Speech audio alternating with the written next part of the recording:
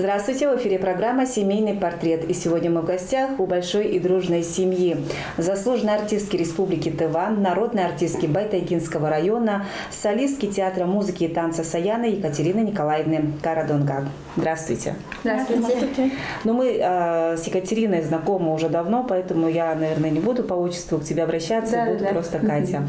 Катя, познакомь нас, пожалуйста, и наших телезрителей со своей семьей. Еще раз здравствуйте. У меня в гостях мои сестры, старшие, и самая младшая сестренка. Самая старшая у нас Саяна Николаевна, потом Неля Николаевна и Адья Николаевна. Ну, у нас в общем 10 человек. 10 детей. 10 детей. Кто твои родители? Чем они занимались? Мои родители сейчас... И откуда ты родом? Я из Байтайгинского района, село Тели. Там я родилась и выросла. Я росла в большой семье. Так, еще раз повторяюсь. И мои родители это Карадонгак Екатерина Ховалыповна и Карадонгак Николай Эльджиевич.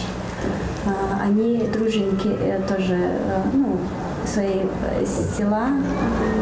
Отец работал главным агрономом в совхозе, раньше совхоз был. И мама, как великая женщина, сидела дома, но работала секретарем района. Ну, наверное, у сестер спросим. Катя маленькая, она какая была? Кто ответит на вопрос?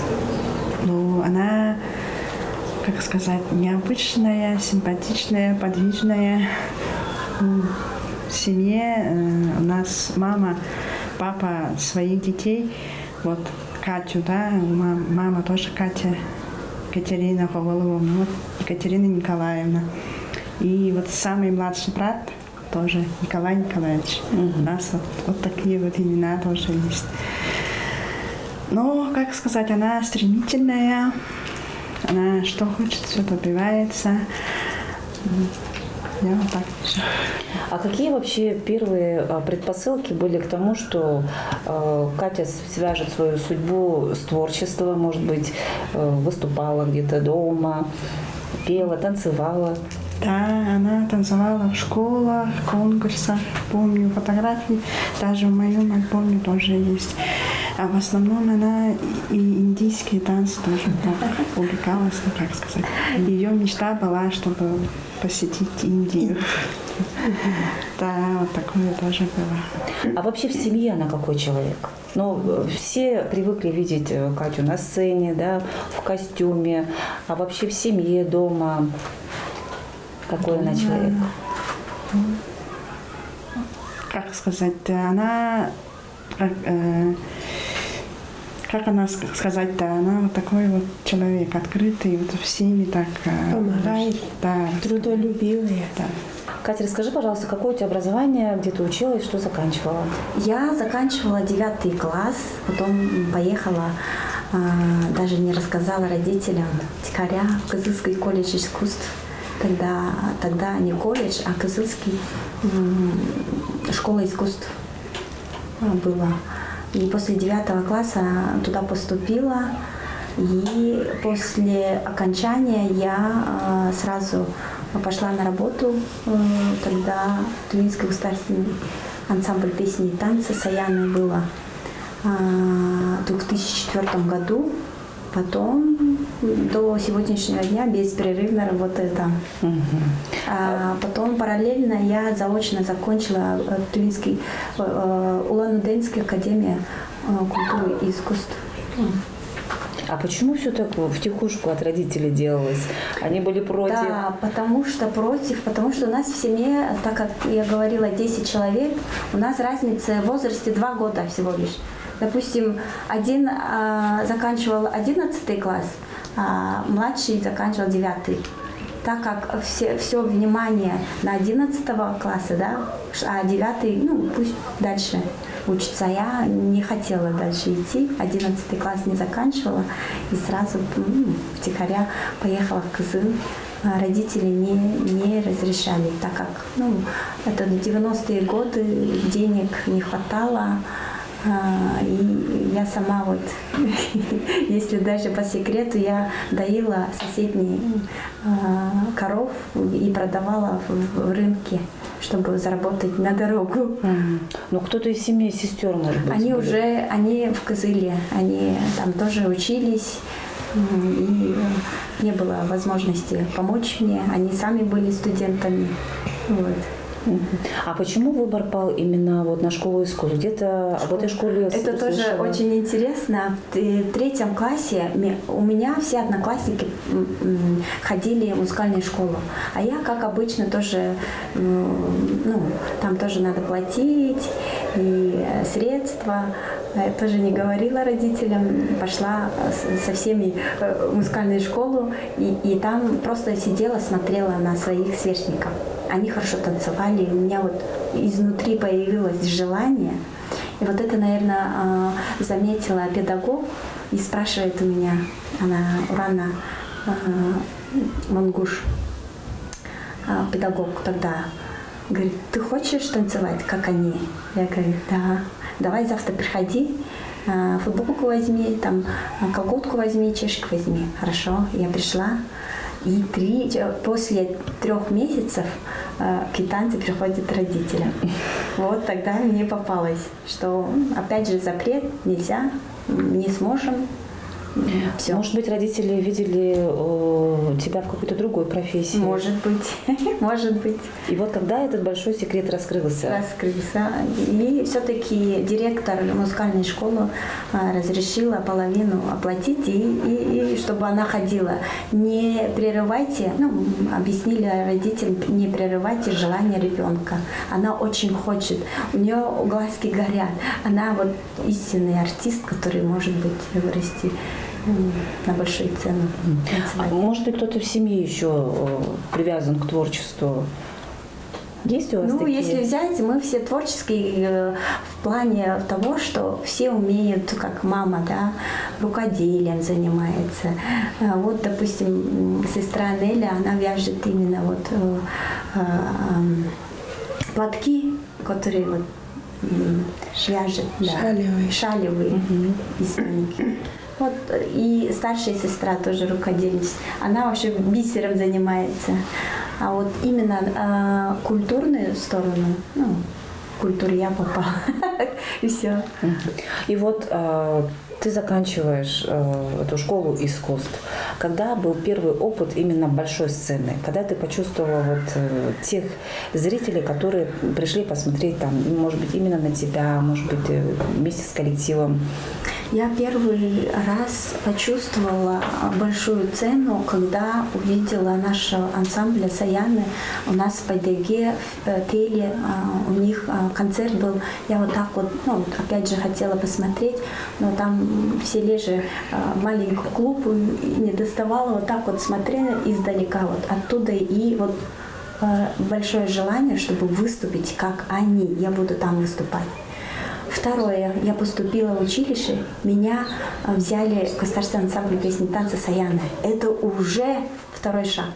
Третий шаг, меня отправили первый всероссийский конкурс среди государственных ансамблей, солистов государственных ансамблей. Это лидер года в Москве. Я там выиграла гран-при и удивила всех жюри. И они просто сказали, что вот это и есть самобытность народа. И танец такой, я танец танцевала, постановка Вячеслава Октябрьского «Данкак», «Идрей». Вот это большой в Чайковском зале в Москве танцевала. Вот первый большой зал. Сестры сказали, что первые шаги в танце это вот на примере индийских фильмов, наверное, скорее всего. Какой любимый танец? И почему влюбилась в индийские танцы? Это я первый раз услышала, тоже опять же почему-то втихаря. Мама, папа собиралась в кино «Танцуй, танцуй». И они быстро-быстро туда. И я так захотелось и вместе с ними, хотя вот маленьких не впускали, я зашла и посмотрела одним глазом, а там очень красиво было тогда еще. И вот после этого у меня вот появилась любовь к индийским танцам.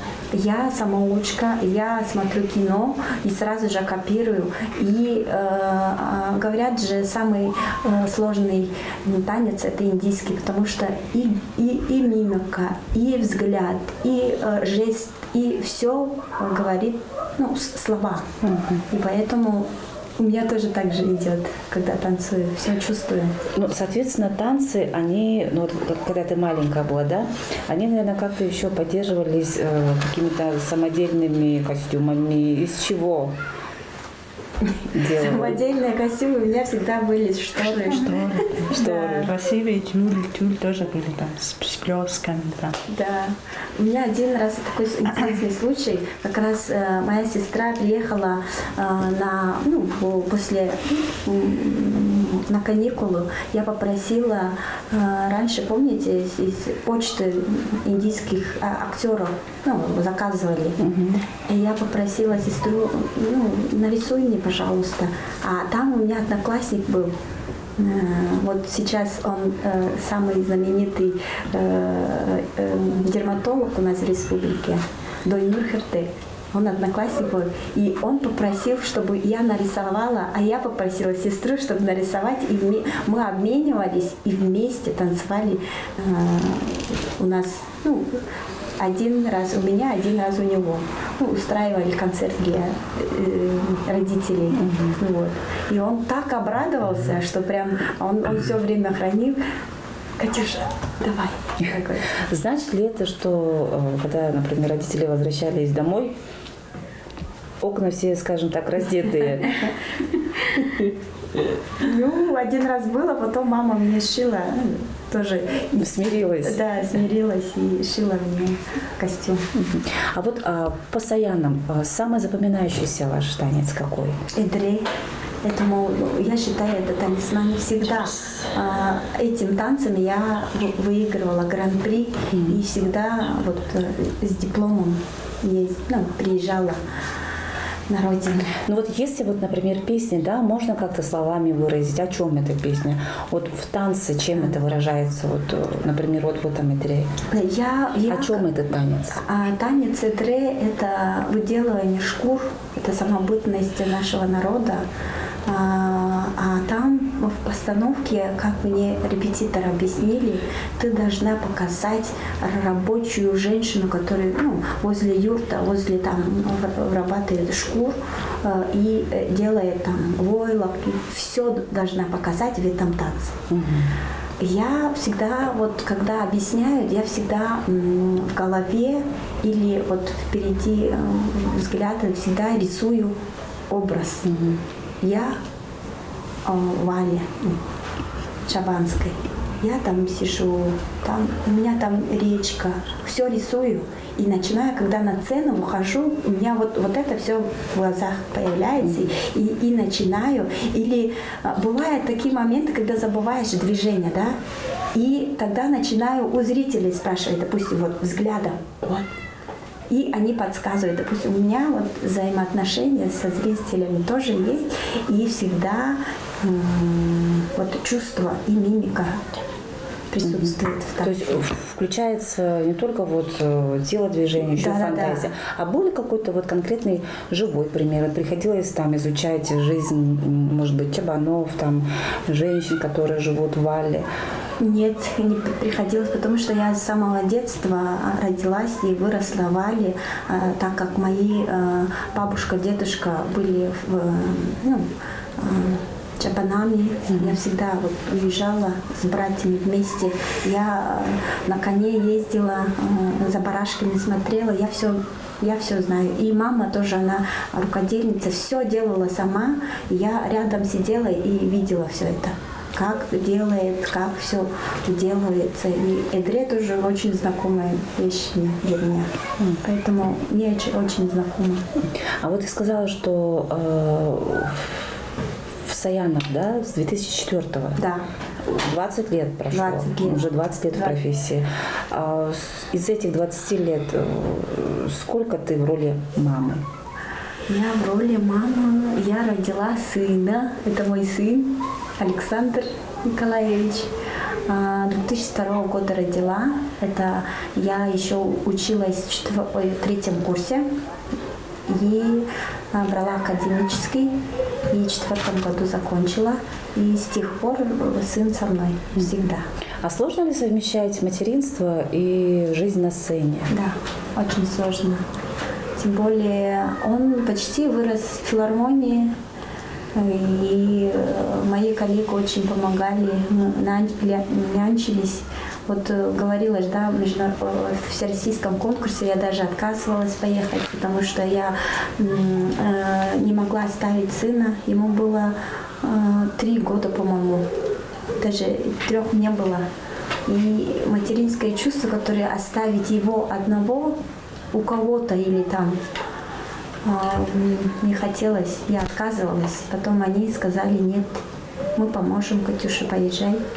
И с победой, когда ехала, вот именно чувство гордости, что действительно я смогла, перешагнула вот этот барьер тоже и смогла.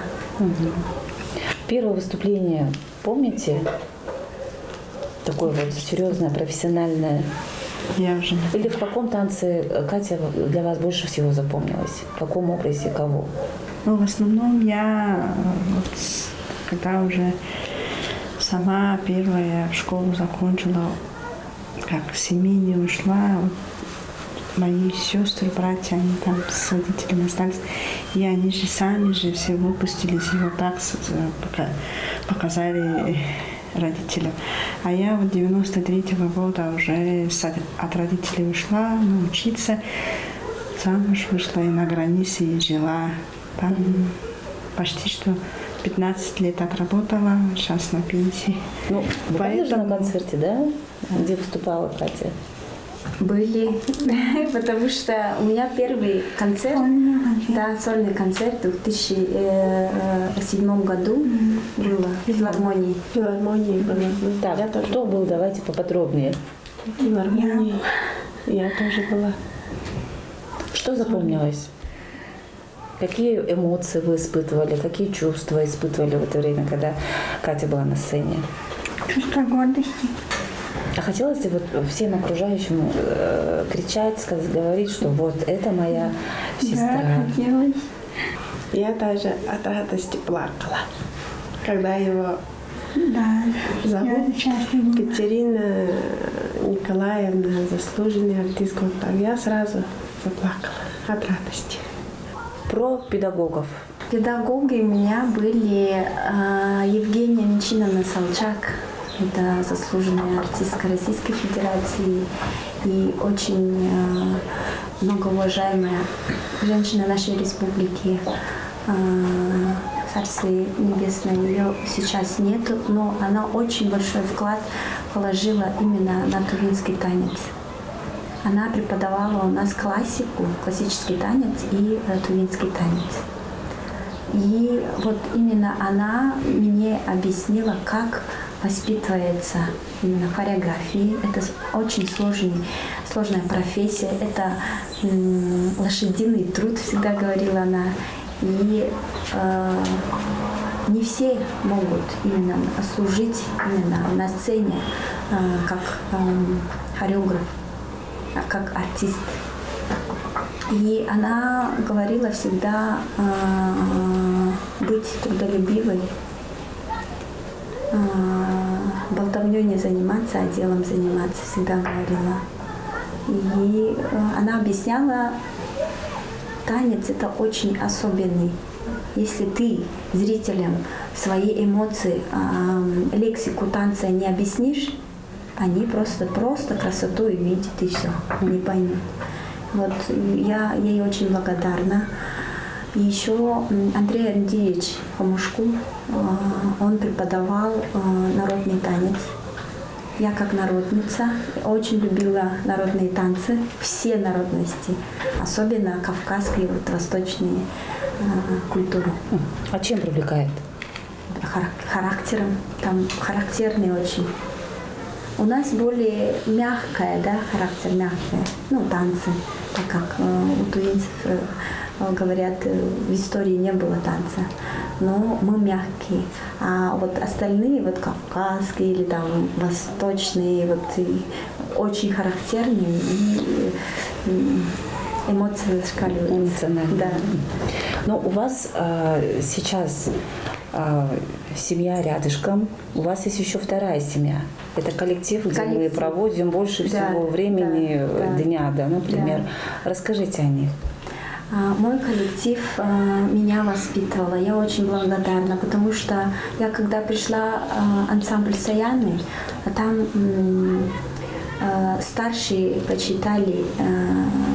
почитали, прямо так вот смотрели мы учили всегда, все замечания принимали, вот прям слушались. И в горе и радости всегда поддерживали. Это, допустим, даже бывало такие моменты, я выступала тогда на сцене, вот концерт за кулисами, услышала, что мой родной брат умер. А получается так, ты свои эмоции в себе оставляешь, а задача, которая перед тобой поставленная, выступай, улыбающийся зрителям, своему народу, это очень тяжело. И потом уходишь за кулисами и отпускаешь вот это. И опять же... То есть уходишь из образа, становишься настоящей. Да, настоящий. И опять же в этот момент тебе всегда поддержку дают коллектив, потому что ты еще работаешь. После работы приходишь уже семьей. Вот такие моменты тоже были. Поэтому я очень благодарна своему коллективу и до сих пор работаю, буду работать и очень люблю. Но на протяжении стольких лет это же такой колоссальный труд для танцора, держать себя в форме, например, да, по каким-то стандартам. Все-таки костюм, он есть костюм, нужно в него влезть и еще и станцевать в нем. Как тебе удается? Да, у нас у хореографов есть стандарты, мы всегда должны быть в форме, всегда каждый день. У нас с 10 до 11 часов у нас разогрев тела, классический танец. Не у станка проводим, потом 15 минут перерыва и начинаем полную программу проходить. У нас есть на работе и женский репетитор, и мужской репетитор. Приходится держать форму. А костюмы тоже иногда в каком-то программе индивидуально прямо шьется, чтобы, если потолстеешь, не влезешь. Это обязательно надо держать форму. Это у нас положено так. А что вы любите делать вот всей семьей? Общее какое-то, может, отдыхать, ездить куда-то? Какие-то традиции у вас есть свои семейные? У нас семейные традиции это в нашей семье и моего отца, этих родственников, родные тоже 10 человек, их дети, внуки. Все мы собираемся в конце лета, это июня. Спартакиада у нас есть. Мы все отдыхаем, все собираемся вот так. Семья Карадонга. Карадонга семья. Вот так отдыхаем все. На природе. Спортивные игры проводим. Соответственно, и с новыми членами знакомитесь, прибавляется. Новыми членами. И еще кубок есть переходящий. Кто выиграл перед одним, следующий год этот семья. Этот год, эта семья, вот так. Переходящий кубок есть у нас. Но это что касается вот целого рода, да, скажем. А вот есть какие-то такие вот семейные ценности, традиции, которые приходят от ваших родителей и от вас уже вашим детям? Чему вас, может быть, учили родители, наставляли по жизни? Есть такое? Наверное, это рукоделие, которое передалось и у отца, у мамы. Мы все делаем и передаем тоже, советуемся друг с другом. Это, как сделать, и правильно ли, или неправильно. Я помню, в детстве у нас большой стол был. Отец всегда вот по новогодним вечерам нас собирал перед Новым годом. 3-4 дня назад собирает и пельмени делали. Сейчас, наверное, у всех, хотя разному, мы все делаем, то же самое. Пельмени. А вот пельмени лепят, оказывается, все по-разному. У вас круглые пельмени или такие косичка? Круглые. Традиционные. Да. А отец у нас делал разные звездами. Это мантышки. Мантышки. Звездочки были. Звездочка он делал. Только он единственный так делал. А мы все розы делаем. В виде роз. Вот это я помню очень хорошо. Прям вот такой большой стол, когда все лепим, там выходило даже 200 штук. И за сколько съедалось 200 штук? За раз. За раз. Я даже помню, у нас в кладовке, то есть зимой, вот такой ящик был. Откроешь, ящик полный пельменей вообще. Мы вот так, ну, сидим, все делаем на раз. И вот ящики все замораживаем. Вот так. Ну, для такого количества пельменей, я представляю, сколько количества мяса, наверное, хозяйство держали, да? Хозяйство. Что у вас было? Куры, свиньи, коровы, лошадь и мелкий рогатый скот. Ну, все было понемножку. Верблюда не было, остальные все эти животные. Даже кролики были. Я даже помню. Один раз отец так накормил одного этого свиньи, он подумал, что он беременный, ну, она беременная. Потом ждали, не дождались и порезали там от жира лежал прям. Какие еще яркие воспоминания из детства? В общем, все, что, вот, например, вот на чем ты росла, у тебя, получается, пригодилось в твоей профессии, в жизни и профессии, потому что отец очень трудолюбивый человек. Он, хотя он после распада совхоза, он руководил кожуном, сумона. Чагырчы сумона был. И тогда еще он нас воспитывал, не нанимал каких-то людей. Он всегда приручал нас к работе белить или там кочегарить. Он всегда своих детей: давайте вечером пойдем топим. Неважно, мальчик или девочка. Мальчика всегда там кочегарить или там в совхозе, там распад, там же все надо наладить. А девочки там мыли полы или там чего-то, и там все делали. Мы не спрашивали там деньги, не деньги, бесплатно, не бесплатно. Мы делали, как сказал отец, так и делали. Он очень строгий был. Но, тем не менее, из всей этой строгости выросли такие прекрасные дети, трудолюбивые. Да, я очень благодарна воспитанием своих родителей. Они простые люди, но воспитали вот так вот. Расскажите немножко о своих братьях, которых, к сожалению, сейчас с вами нет. Да, самый старший брат у нас Аян Николаевич, он тоже интересная история. Он уехал в армию, приехал один, но за ним приехала невестка русская. Она уральского, Екатеринбург, город Свердловск. Они там познакомились. И она приехала, из 95-го года, по-моему, да, она приехала, и там 2018 года жила. Там в Тели у нас. Двое сыновей. И она, знаете, первый раз, когда порезали барашку, она ушла в другую комнату.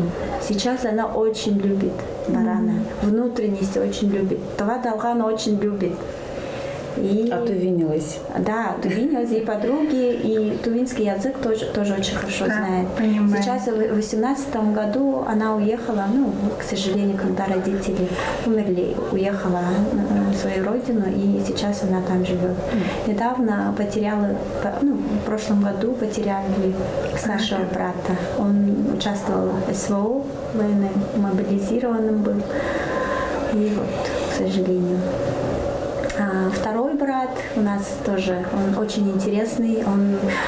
Я как помню в детстве, он всегда кормил нас плотно. Он очень хорошо готовил. Ян Николаевич. Он тоже творческий такой, да, как типа тоже вот так делал, ложку делал, ну, как журналист. Он мечтал журналистом. Еще хумусом он играл. Тоже. И я очень хорошо помню, почему у нас же старые вот эти сумки были же в детстве, которые через плечо. Он это брал. Кожаные такие. Да, он брал и эскизом откуда-то взял кроссовки, да, и сам шил Монтану или там Адидас кроссовку сам. Мне вот, я поражалась. Парень. И все. И очень хорошо рисовал. Всегда у него книжки углом, там Микки Маус всегда бегал, там что-то делал. Вот так вот делаешь, а там Микки Маус что-то делает. Это наша мама очень рисует. И мы все рисуем. Я тоже рисовала, сейчас забросила. Все творческие, вот. Очень творческие. Третий брат, он закончил академию, Барнаульскую медицинскую академию, работал в органах, тоже так вот трагически погиб.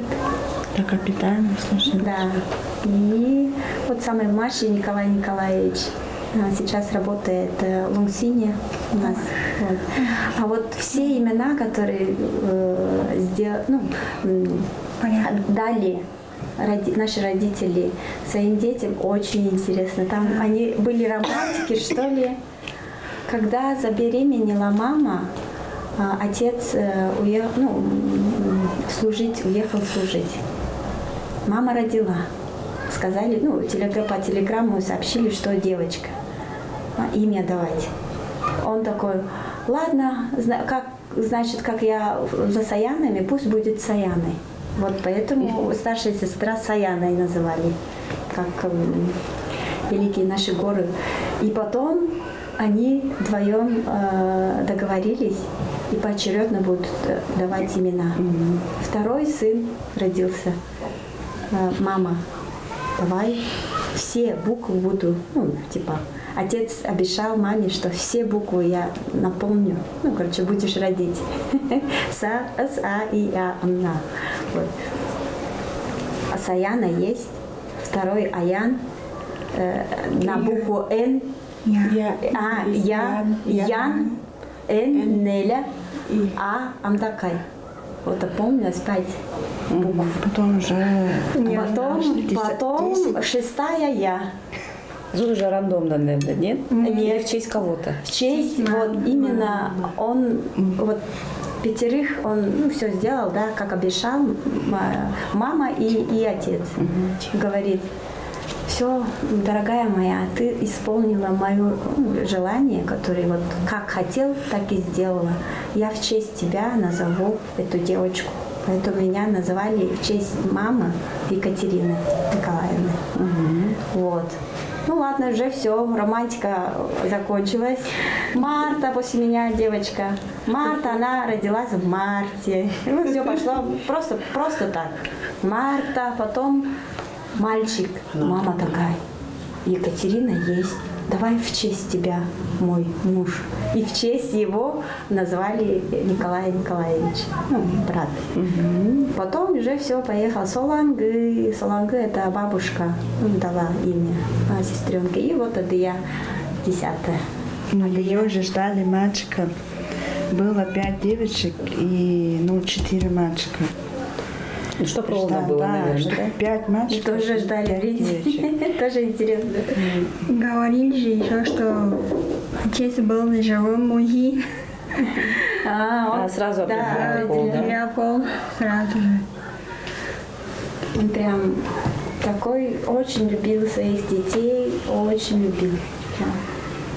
Ну, бывают такие семьи, вот, где много детей, да, а кто-то переезжает там в другой город, кто-то там еще где-то там по работе. Как вам удается вот, ну, то есть вместе держаться и друг дружку не отпускать, скажем так? Есть такой человек-организатор, который всех все время собирает? Она всех нас собирает. Ну, так сложилось в жизни, что в районах уже некого. Ну, вот брат тоже уехал с своей женой, родители, а там никого нету. И мы почти все здесь, семьями, и поэтому стараемся, чтобы никуда не уехать, здесь же остаться и поддерживать друг друга, пока есть возможность. А вот хочется у сына спросить, часто мама готовит вкусняшки? Самое любимое твое блюдо, которое готовит мама? Да, готовит. Что готовит? Самое вкусное? Плов, там, например, или когда я попрошу там гуляши сделать, готовит. Все по заказу? И я ей помогаю тоже. Готовить? Есть коронное блюдо? Что любит? Что очень вкусно готовит мама? Это пасту готовит. А из тувинских национальных что-нибудь готовит? Так.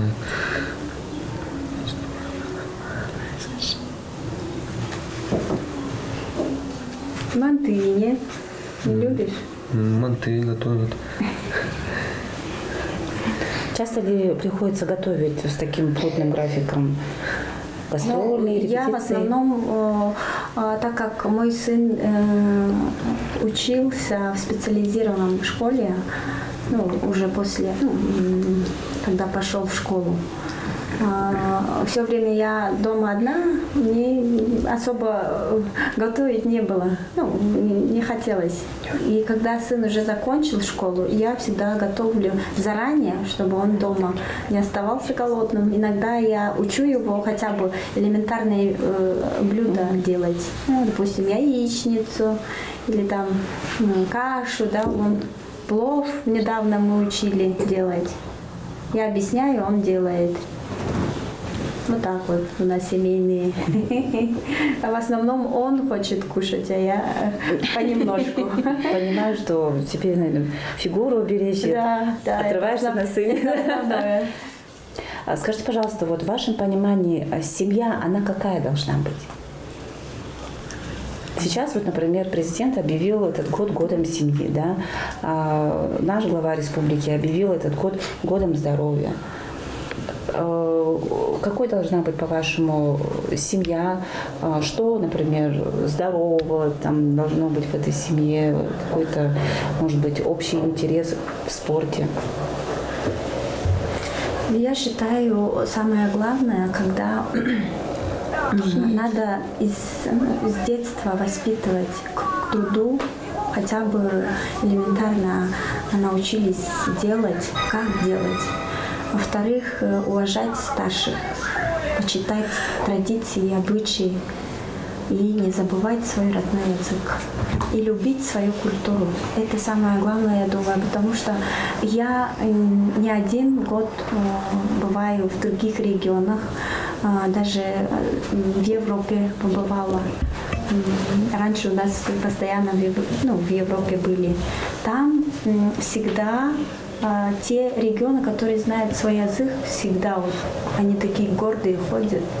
Мы свой язык знаем. Вот я еще один раз этот пример расскажу. Мы своим коллегам поехали тоже в международный конкурс Республики Чечня. Это тоже среди солистов государственного ансамбля. Нас встречают два гида И мы между собой начали разговаривать, мы куда едем или что, костюмы, как. И если попросят, давай, между собой на тувинском языке. Они повернулись и дают руку. Спасибо за свой народ, свой язык. Никогда не забывайте. Мне вот это очень тронуло, потому что мы здесь, находясь в своей республике, не ценим свой родной язык, да, а в другом месте вот это очень видно, и разница очень видна. Потому что с тех пор я всегда стараюсь хорошо учить именно исконно тувинский язык. Это разговорный язык, я думаю. Надо исконный тувинский язык всегда, я думаю, надо вспомнить или оставить. Потому что в Чечне, вот я заметила, они спасибо за мою лезгинку, спасибо мой язык. Всегда у них девиз вот такой. Всегда. Почему я призываю молодежь в культуре, если ты свою культуру не знаешь, как ты будешь объяснить в другом месте, ты откуда родом? Как ты будешь объяснять, какие принадлежности у лошади?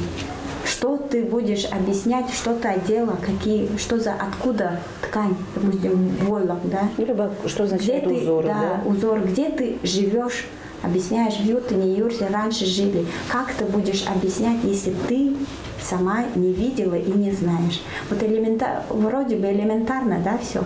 Но я думаю, это самое важное, которое надо с детства приучить своих детей, почитать взрослых, знать свой язык, любить свою культуру и гордиться, что ты оттуда.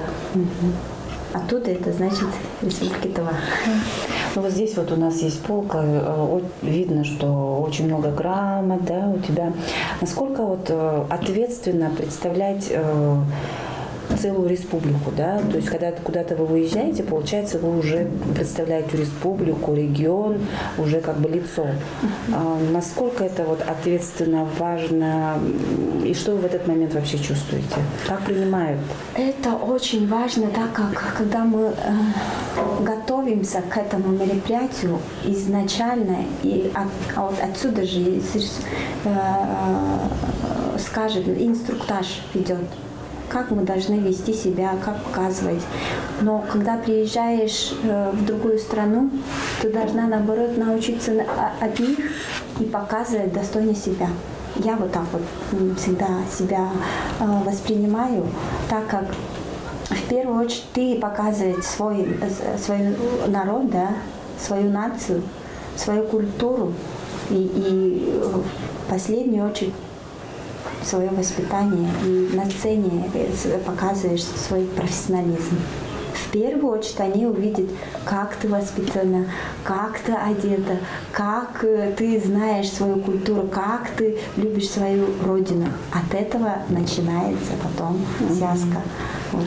Это очень ответственно, когда даже уезжаешь за границы Российской Федерации, у тебя уже идет в первую очередь своя страна, потом малая родина, потом своя семья и остальное. И в доказательство того хочется вот расспросить, сейчас помощника попрошу, ту фотографию. Да. Вот такая очень интересная фотография имеется. Здесь запечатлена на обложке Катя. Расскажи историю. Это на каком языке? Кто делал эту фотографию? В каком году это было? Это был фестиваль во Франции в 2007 году. Это у меня поездка, вторая поездка за границей. Международный фестиваль. И там мы показывали свои концерты оказалось, один журналист все время следовал за нами, все время.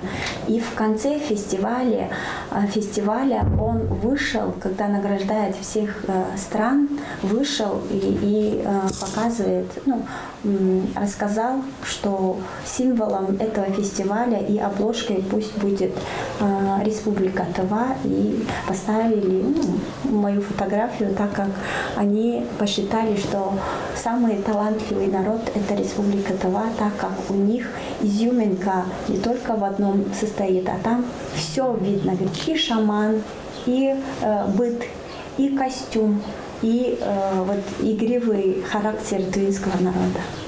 Поэтому так.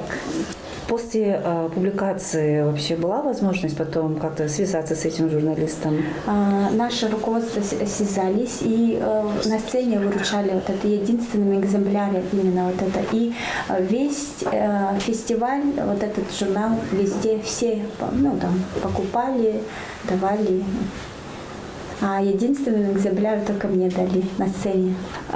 Катя, мы желаем тебе дальнейших творческих успехов в вашей семье. Также спасибо, что приняли нашу съемочную группу сегодня, рассказали, раскрыли так немножко секреты ваши семейные. Желаем счастья, удачи и, конечно же, здоровья. Спасибо вам большое. Огромное спасибо от нашей семьи и благодарность. Спасибо вам тоже. Это была программа «Семейный портрет». Увидимся на следующей неделе. До скорых встреч!